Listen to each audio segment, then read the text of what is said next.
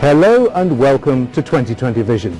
I'm Michael Gregson, and joining me today is Sri Lanka's only Nobel Peace Prize winner, Professor Mohan Munasinghe, who shared the prize in 2007 as Vice Chairman of the UN Intergovernmental Panel on Climate Change.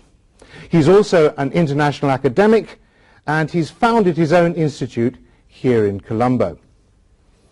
Professor, you are a strong advocate of sustainable economics, or Sustainomics. What does that actually mean?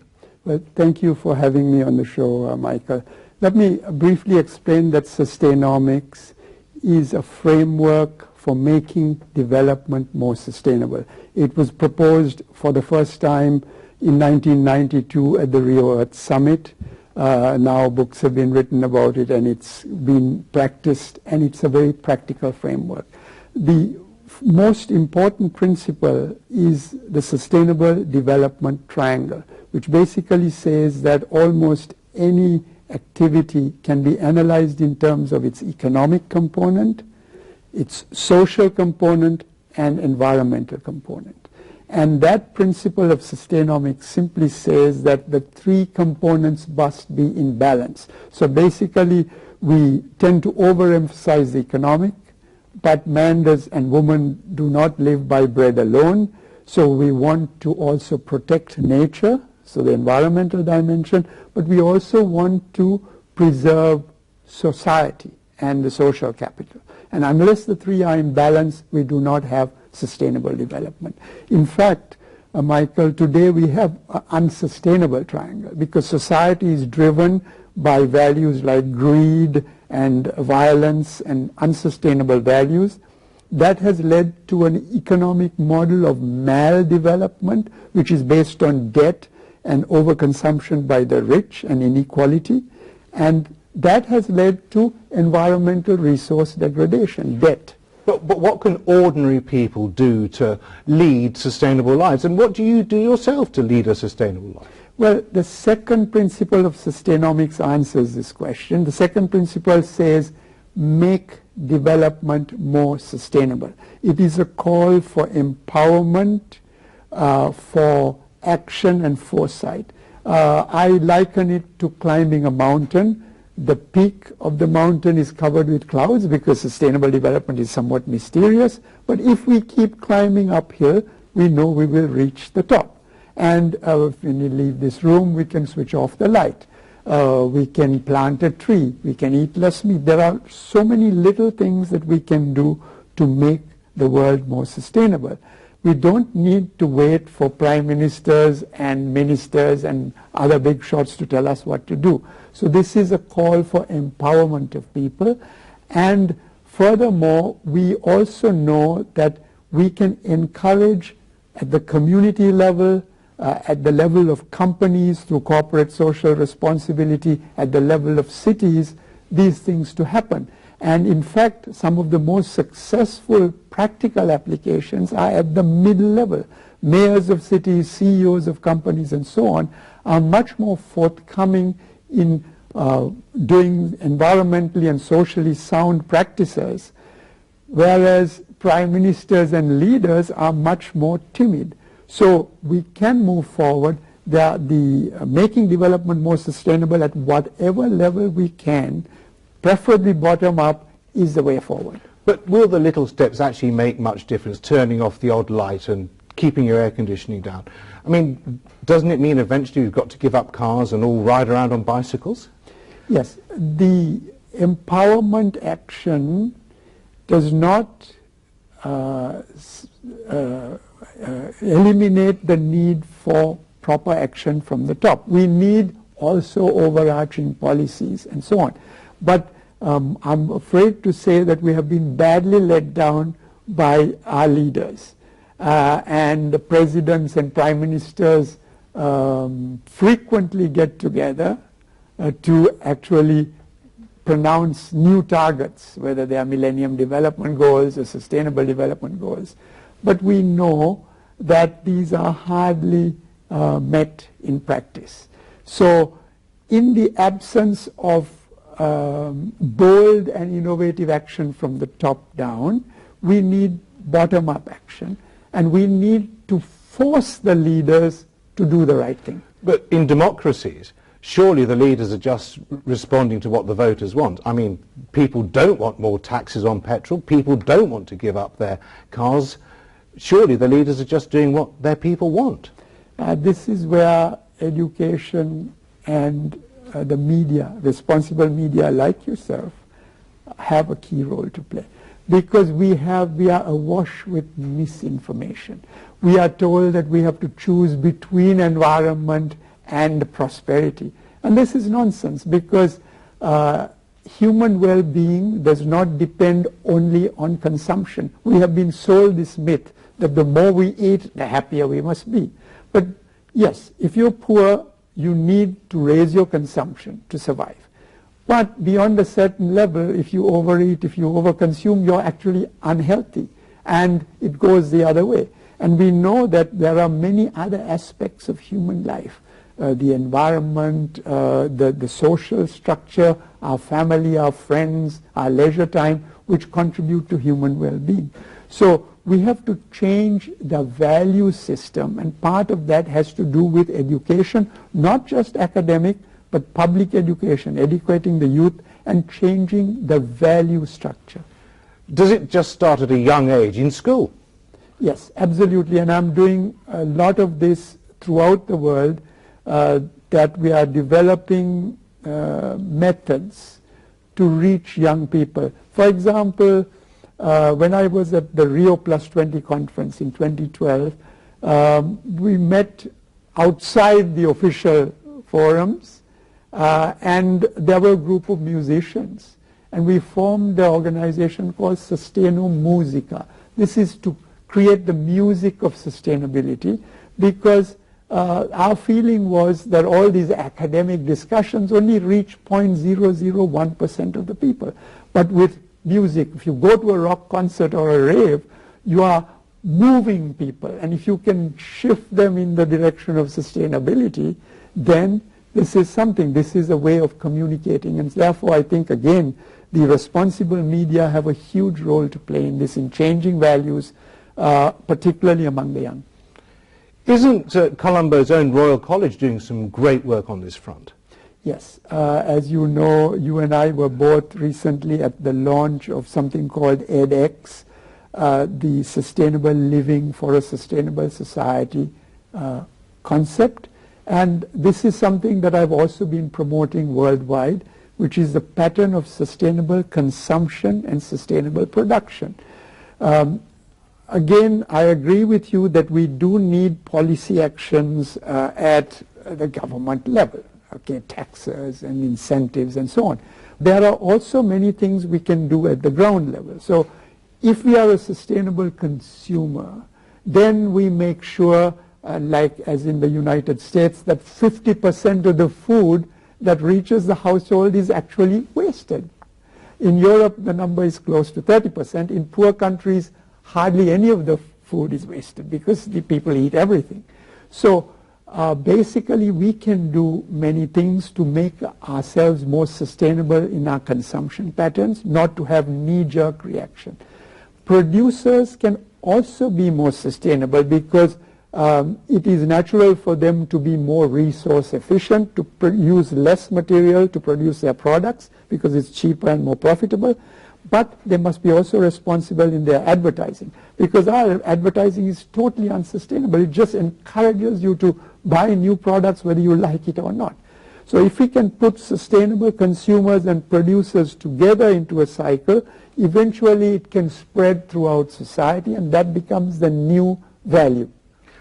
Sri Lanka is going through a lot of economic growth at the moment, running at over 7% a year. Is that sustainable? Yes, it is sustainable if you look at it from the point of view of the Sustainable Development Triangle.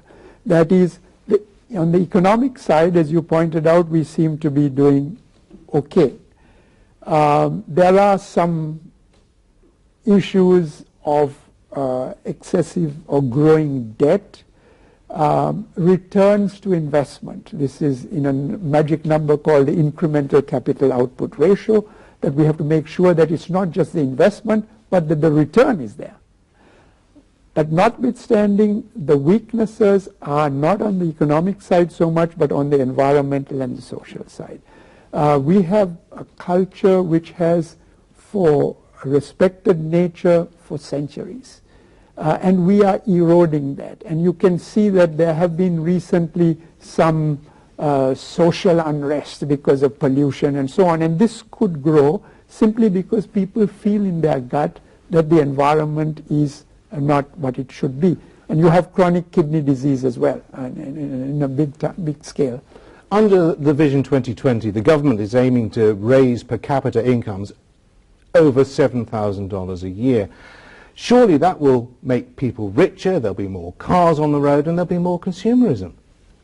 Yes, but Sri Lanka is embedded in a world which is awash with consumerism. So let me not unfairly single out this country. The whole world believes or has been led to believe that more consumption makes you happier. This is embedded in the concept of GNP, in the growth of stock market indices. This is what we are looking at. But there are other concepts. For example, the Human Development Report of the UNDP, which I helped to publicize just last week, has a Human Development Index, which looks at a lot of other indicators. It gives a much more rounded view of development. I'm working with the United Nations and the government of Bhutan, the King of Bhutan, on a concept called gross national happiness. All of these have as a core consumption. That GNP is part of it, but it is not the only thing. It's not the end of the story. We have other indicators, environmental and social indicators, which balance it so that you have harmony in the sustainable development triangle. So until we break out of consumerism globally, I don't see that Sri Lanka is going to get out of that mold. The Western industrial countries are putting a lot of pressure on the developing countries to reduce their carbon footprints, to reduce emissions. But it's the West and the industrial countries that are doing all the consuming. Yes. Let us use climate change as a metaphor, because you introduced me as a climate change person. If we look at what has happened, more than 80% of the carbon dioxide currently in the atmosphere, which is already committing us to more than 2 degrees increase of temperature in the future, has been put there by the rich countries. This is clearly acknowledged in the Climate Convention, and it says that those countries should take the lead in reducing their emissions. But the impacts of those emissions, which will be temperature rise, sea level rise, droughts, floods, will be felt mainly by the poor countries. So this is grossly unfair that one set of people created the problem, another set will bear the cost. And this is always true in any aspect of consumption, that the rich consume and enjoy the benefit, and the fallout, whether it's environmental pollution or poverty, is felt by the poor. So we have to, using that as a metaphor, we have a two-stage process. Clearly, the overconsumption by the rich has to be limited, but this is not an impossible thing, that the Western countries can actually improve their quality of life by reducing consumption. They can be healthier and happier. So they don't have to give up the good life, but they can be less of a burden on the planet. The poorer countries also have to be part of the deal. That is, they cannot rise up on the same profligate curve of the West, because 7 billion people on the planet cannot live the lifestyle of the North Americans. So they have to find a more sustainable path to prosperity, economic prosperity, but respecting environmental and social constraints. And that is what Sustainomics tries to teach.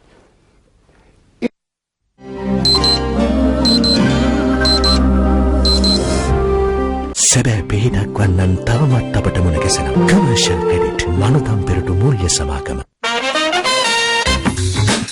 රැඳී සිටින්න අප සමගම. අම්මා දන්නවද මේ අපේ Crunchy Super Cream Cracker. Super කියන්නේ නිකන් නෙවෙයි. චොක්ලට් පවා කැමති මංචි චොක්ලට් මාරි. දැන් අලුත්ම පෙනුමකින්. ලෝක දියවැඩියා දිනය වෙනුවෙන් සෙලින්කෝ ඩයබටිස් සෙන්ටර් වෙතින් අංග සම්පූර්ණ වෛද්‍ය පරීක්ෂා පැකේජයක් සඳහා 120ක වට්ටමක් සමග විශේෂිත මිලකට ග්ලූකෝමීටරයක්, නොමිලේ අක්ෂි පරීක්ෂාවක්, පාද සංකුලතා පරීක්ෂාවක් සහ පාද සුරක්ෂතා කට්ටලයක්. මෙම දීමනාව නොවැම්බර් මාසයේ පුරාවටම අමතන 2,490 Ceylinco diabetes centre.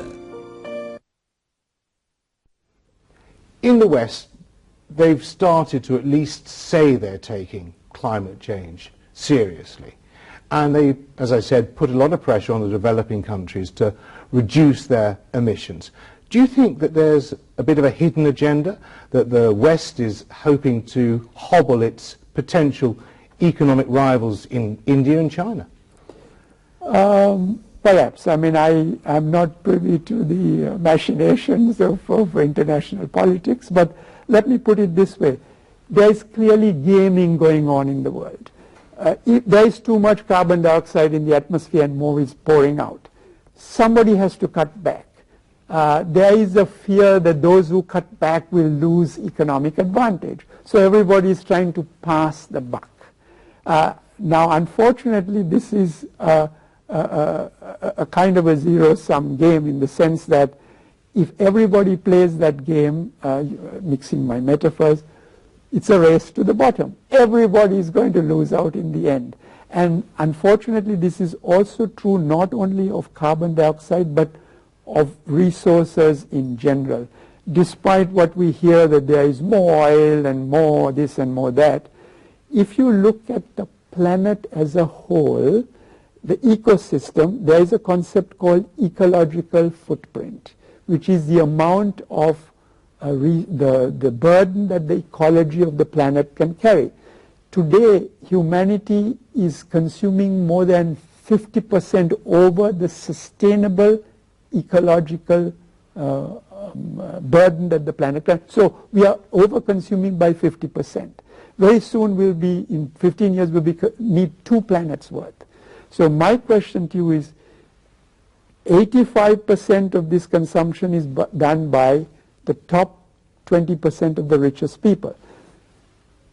If the rich of the world are consuming more than 1 planet worth, where are the resources to raise the poor out of poverty?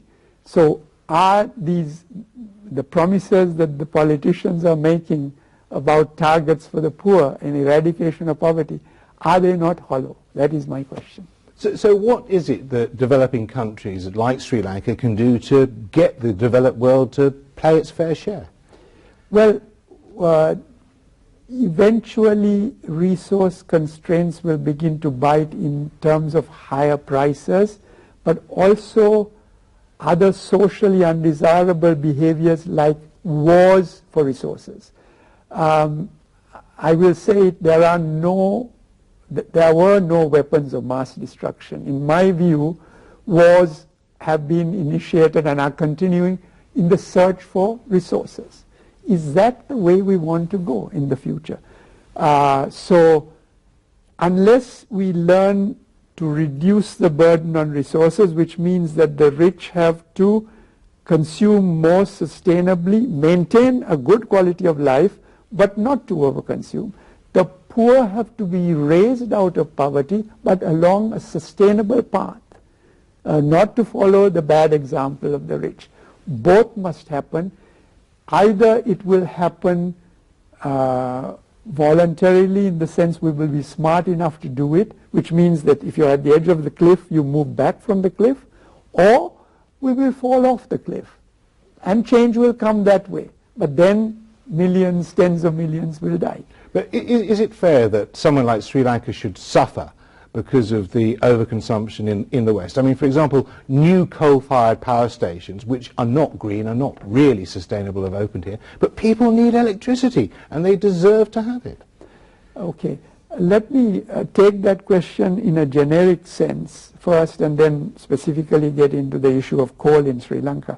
Generically, I think no country loses by becoming more resource efficient. So if we can produce a kilo of tea using less fertilizer and less energy because we are innovative in the production process, and I'm working on those models myself. Then we will be much more competitive in the future when resources are scarce. And those countries which are resource wasteful will lose out. And the classic example is the oil crisis and the motor car industry, how it shifted and how Japan got the lion's share from General Motors. So this dynamic lesson is very important, that poor countries do not lose by becoming resource efficient and environmentally conscious.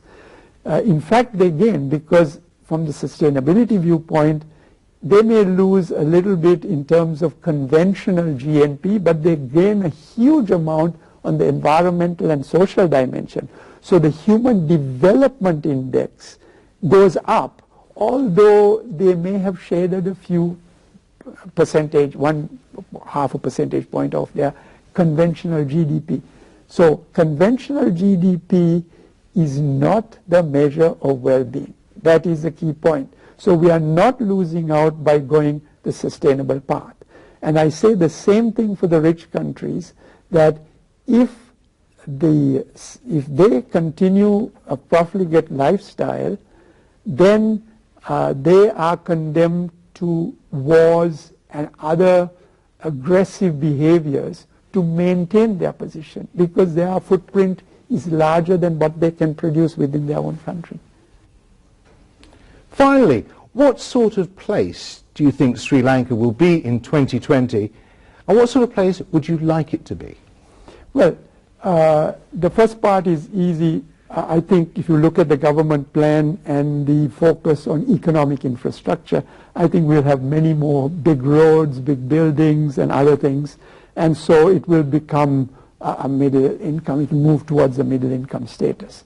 What I would like it to be, I think I'm looking for a vision even longer term of 2030, and 2020 is a step in the way, along the way. The environmental and social dimensions must not be neglected, because we have economic capital which we are focusing on now, the roads and so on. We need to restore and rebuild our natural capital, because water pollution is a serious problem. There is a lot of land degradation which is in fixed supply, and air pollution could become a problem in the major cities. The third aspect, of course, is the social. Last but not least, the most neglected. Social capital is being destroyed through a resort to violence, through corruption, greed, and so on, as it is happening worldwide. And nobody really cares about this social capital. But it is the glue that binds society together.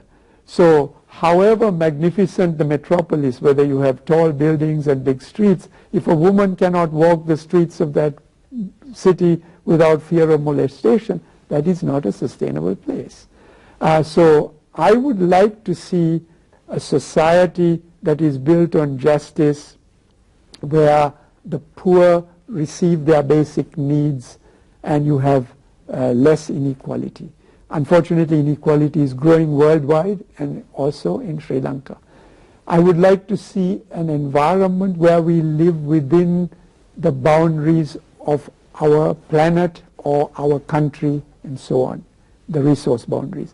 And economically, I would like to see prosperity, respecting critical environmental and social constraints. So the triangle is in harmony. On that note, let me say thank you very much, Professor Munasinghe. I'm Michael Gregson. Please join me next time on 2020 Vision.